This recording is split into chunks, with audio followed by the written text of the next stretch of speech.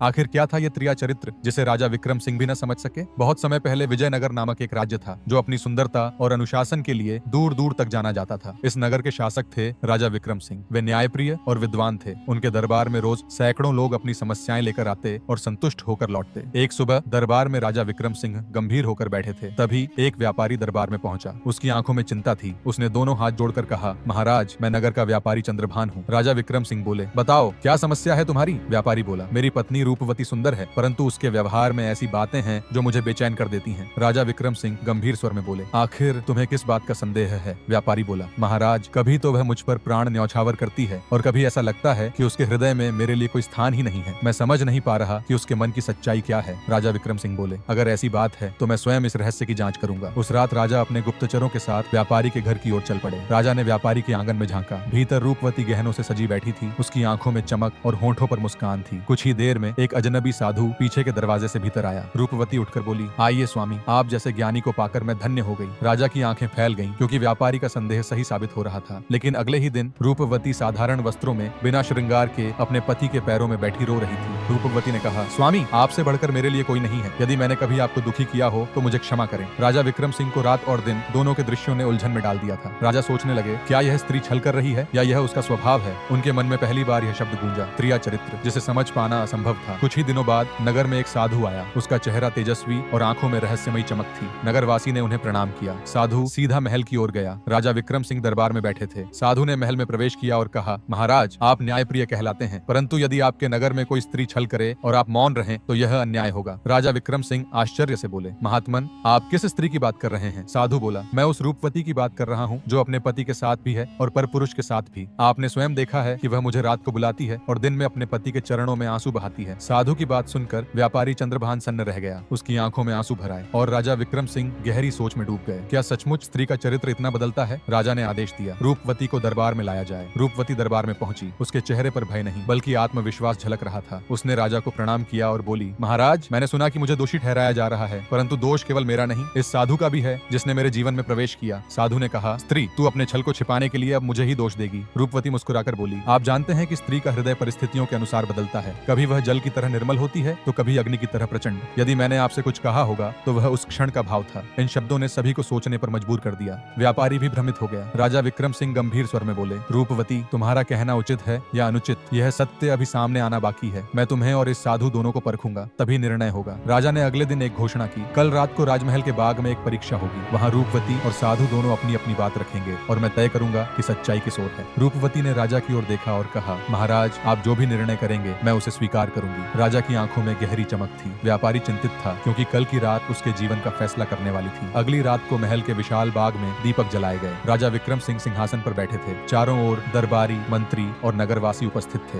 राजा विक्रम सिंह बोले, रूपवती और साधु, तुम दोनों अपनी अपनी बात बताओ। साधु आगे बढ़ा और बोला, महाराज, मैं संसार घूम चुका हूँ, अनगिनत लोगों से मिला हूँ, किंतु जहाँ भी गया यही देखा कि स्त्री का स्वभाव छलपूर्ण होता है और यही है त्रिया चरित्र। दरबार में कुछ लोग उसकी बात से सहमत थे। इसके बाद रूपवती आगे आई और बोली, महाराज, स्त्री जल की तरह होती है, जहाँ बर्तन रखा वह उसी रूप में ढल जाती है, परंतु क्या इसका अर्थ छल है। पुरुष चाहता है कि वह जब चाहे कठोर बने और जब चाहे कोमल बने। स्त्री भी वही करती है, यही उसका धर्म है। सभा में हलचल मच गई। कुछ लोग बोले, रूपवती सच कह रही है। दूसरे बोले, यह केवल शब्दों का जाल है। राजा विक्रम सिंह बोले, साधु और रूपवती, केवल तुम्हारे शब्दों से सत्य का पता नहीं चलेगा, इसीलिए आज रात को मैं तुम दोनों को अलग अलग परिस्थिति में रखूंगा और देखूंगा कि कौन सच्चा है। राजा ने आदेश दिया कि साधु को राजमहल के कैद खाने में रखा जाए, जहाँ एकांत और अंधकार था, और रूपवती को दक्षिणी बाग में बैठाया जाए, जहाँ चांदनी चारों ओर फैली हुई थी। राजा ने गुप्तचरों से कहकर उन पर पूरी रात नजर रखवाई। साधु कैद खाने में ध्यान लगाने का नाटक कर रहा था। रूपवती बाग में बैठी आकाश की ओर देख रही थी, मानो उसे किसी बात की चिंता ही न हो। राजा विक्रम सिंह अपने महल की खिड़की से यह सब देखते हुए सोच रहे थे, क्या कल मुझे इस रहस्य का उत्तर मिलेगा। क्या मैं सचमुच त्रिया चरित्र को समझ पाऊंगा। अगले दिन सब दरबार में उपस्थित हुए। राजा ने कहा, अब मैं अपने गुप्तचरों से सुनना चाहता हूँ कि उन्होंने कल रात को क्या देखा। पहला गुप्तचर आगे आया और बोला, महाराज, साधु जब कैद खाने में अकेला था तो उसने पहले ध्यान लगाने का ढोंग किया, परंतु आधी रात होते ही वह बेचैन हो उठा। उसने अपने शिष्य को बुलाकर कहा कि रूपवती को किसी तरह यहाँ लाओ। सभा में हलचल मच गई। साधु का चेहरा उतर गया। फिर दूसरा गुप्तचर आगे आया और बोला, महाराज, रूपवती पूरी रात बाग में बैठी रही। वह बस आसमान की ओर देखती रही और कभी कभी अपने पति का नाम लेकर प्रार्थना करती रही। दरबार में सन्नाटा छा गया। व्यापारी चंद्रभान की आंखें भर आईं। राजा ने साधु की ओर देखा और कहा, महात्मन, जो व्यक्ति स्वयं संयम न रख सका वह दूसरों पर कैसे आरोप लगा सकता है? फिर उन्होंने रूपवती की ओर देखा और बोले, रूपवती, तुम्हारा आचरण पवित्र सिद्ध हुआ है, किंतु यह भी सत्य है कि तुम्हारे स्वभाव में परिवर्तनशीलता है। रात को तुम साधु के साथ हंसती बोलती दिखी और दिन में पति के चरणों में गिरी, रोती हुई। रूपवती ने शांत स्वर में कहा, महाराज, स्त्री का मन सागर के समान है, लहरें ऊपर नीचे होती रहती हैं, क्योंकि यही मेरी प्रकृति है। राजा विक्रम सिंह ने अपनी सभा से कहा, आज मैंने समझा कि त्रिया चरित्र को कोई नहीं जान सकता है। यह न तो केवल छल है और न केवल प्रेम, यह तो रहस्य है जो समय और परिस्थिति के साथ बदलता रहता है। सभा में गड़गड़ाहट गूंज उठी। सबने राजा के निर्णय की प्रशंसा की।